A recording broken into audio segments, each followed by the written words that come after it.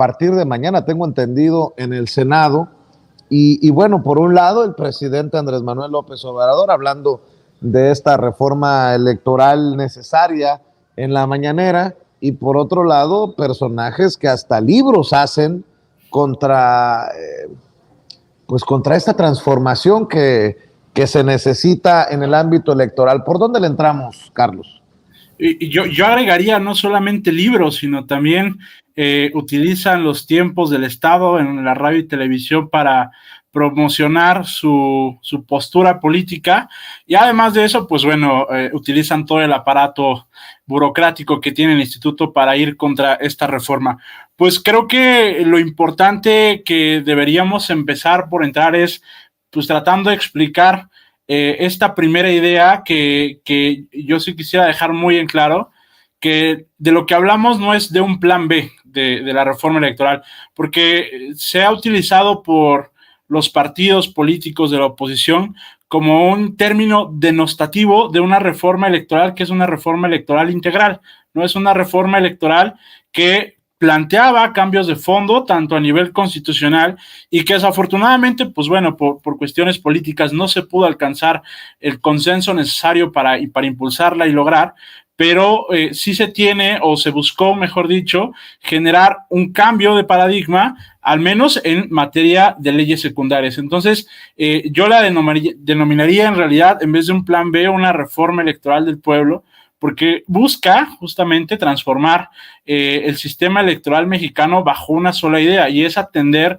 la demanda social de querer autoridades electorales más eficientes y además procesos electorales menos costosos. Creo que por ahí podríamos entrarle a esta discusión.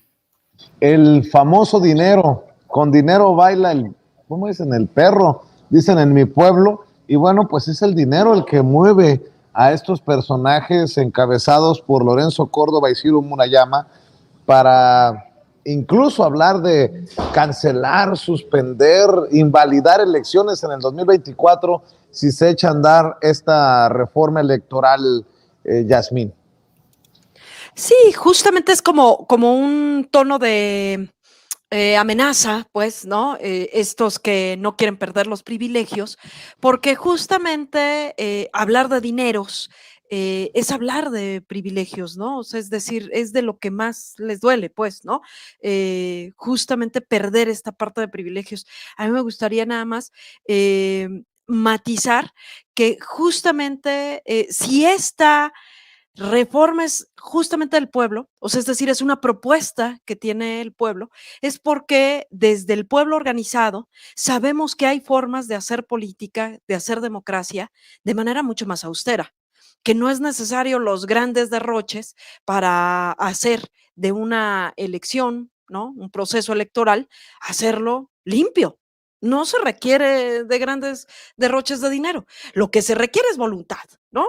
Voluntad de estar inmersos en un proceso como el que estamos viviendo. Este es el momento idóneo para hacer esos ajustes justamente, ¿no? O sea, es decir, yo me remonto mucho a la historia que tiene el Movimiento de Regeneración Nacional justamente, y parte de estos grandes triunfos en materia democrática y por los cuales sabemos que es posible tener un instituto electoral que garantice procesos electorales democráticos con elementos de austeridad, o sea, es decir, quitar privilegios y permitir, ¿no? Permitir, facilitar, fomentar una participación ciudadana más activa. Eso es lo que se quiere, pero bueno, lógicamente, pues requiere quitar privilegios de unos cuantos, realmente son muy pocos, ¿no? Los que tienen privilegios, aunque también hay la amenaza de que se les va a dejar sin empleo a cuántos trabajadores, ¿no? No son tantos, realmente,